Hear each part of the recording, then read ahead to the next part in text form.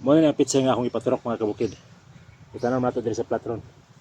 Ang una tong baton mga kabukid, magbangag. Luwag-luwag man siya nga plat. Ang ato bangag distansya sa bangag usa ka pi. Ang usa ka pi mga kabukid, 12 inches na siya. Dayon kung dako-dako na nga tawo mga kabukid, pwede na siya mabana-bana sa usa ka dangaw. Humana og bangag mga kabukid. Ato na siyang tamnan og pitsay. Ato na ibton mga kabukid. Kung mahimo, dili kita ibot yung kamot. Tara ni. Balag dugay ta man mga kabukid atong isa-isahon. Sa pagtanom sa pitsay mga kabukid, ato gisang isa-isahon. Dayon katong yuta nga nadala mga kabukid, paningkamutan nato nga dili siya mabungkag para dili ma-stress ang atong tanom. Mas nindot yun makabangag talaan mga kabukid. Para ang pitsay nga atong gilukat, igura ay suksok mga kabukid. Dayon atong hinay-hinay og tabon para dili matandog ang tanom, dili matandog ang yuta, mura ra siya normal nga gitanom diya mga kabukid. Mura ra normal ang iyang turok. Dali ra siya maka-adapt sa area mga kabukid. Dahil sa atong pagtanom mga kabukid, ato nga idot pagayo para ang gamot mga kabukid makumpak ug walay hangin nga makasulod sa ilalim mga kabukid. Humana og tanom mga kabukid. Ang sunod natong baton mga kabukid, mangita tawag itabon ani para di siya maigo sa init. Tungod sa kulangon sa resources mga kabukid, ako nakita nga pwede itabon sa bago nga tinanom mga pitsay. Parang dahon sa lubi. Atay lukay mga kabukid, may ito himong tabon. Karon pa nga idea mga kabukid. Sukad-sukad wala pa gid siya magamit. Putlon ra nato mga kabukid og unom ka purgada kataas. Nani kataas mga kabukid.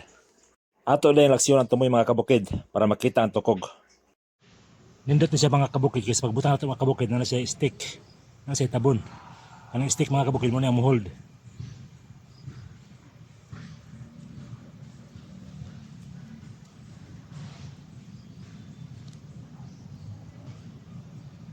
Tabunan pa kayo mga kabukid. Dili siya migo sa adlaw. Sa akong tanaw mga kabukid, nindot niya resulta. Ekonomiya kayo. Og natabunan na jud ang tanan mga kabukid. Anaon ra mga kabukid, simple ra kayo. Yatbang-atbang ato siya. Pagkahuman og tabon mga kabukid, ato siyang bubuan og tubig para mabasa iyang gamot mga kabukid. Ang tubig nga akong gigamit mga kabukid, akong gitimplahan og concoction.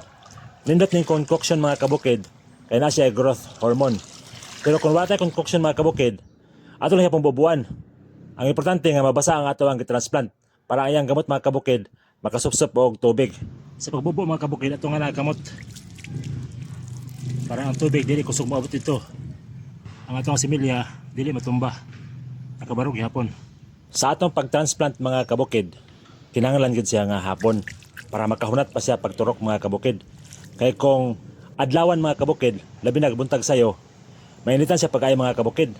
O posible nga mamatay siya di na abdag hapon. Muna ni atong natanong mga kabukid.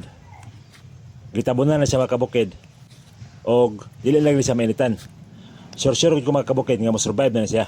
30 to 45 days mga kabukid, harvest na ta. Salamat sa pagtanaw. Hinaot nga nakatay dugang patulunan sa alaw niyo panginabuhi. Bye-bye.